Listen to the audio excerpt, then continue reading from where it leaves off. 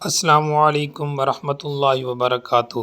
قاری محمد شعیب سوال کرتے ہیں، ناپاکی کی حالت میں اللہ کا نام لینا یعنی ذکر اذکار کرنا، درود پاک پڑھنا اور اذان کا جواب دینا کیسا ہے؟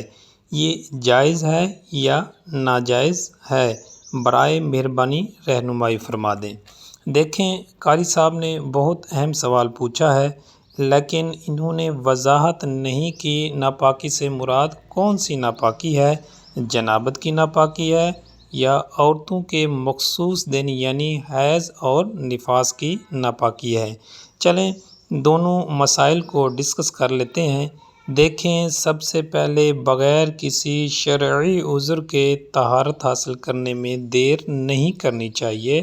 اگر آپ ناپاک ہو گئے ہیں اور کوئی عذر بھی نہیں ہے تو جتنا جلدی ہو سکے غسل کر کے پاک صاف ہو جائیں، یہ افضل ترین عمل ہے۔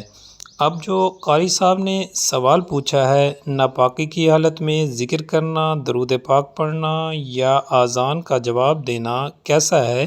ان سوالوں کا جواب یہ ہے، دیکھیں، جنابت کی حالت میں آپ نماز نہیں پڑھ سکتے، قرآن کی تلاوت بھی نہیں کر سکتے، اب وہ تلاوت دیکھ کر ہو یا بن دیکھے۔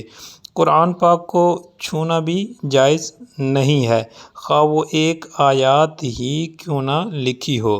جنابت کی حالت میں مسجد میں داخل نہیں ہو سکتا، بیت اللہ کا طواف نہیں کر سکتے۔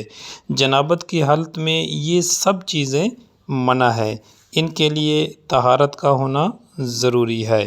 ہاں، اگر جنابت کی حالت میں ذکر کرتا ہے، درود پاک پڑھتا ہے یا کسی کو سلام کرتا ہے تو یہ سب کر سکتا ہے، مگر بہتر ہے کہ پاک صاف ہو کر کرے۔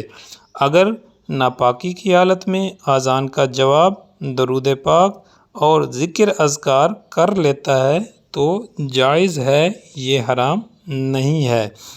اسی طرح عورتوں کا مسئلہ کو دیکھا جائے، جو عورتوں کے مخصوص ایام ہے یعنی حیض اور نفاس کے، تو شریعت نے ان دنوں میں چند چیزیں منع رکھی ہیں۔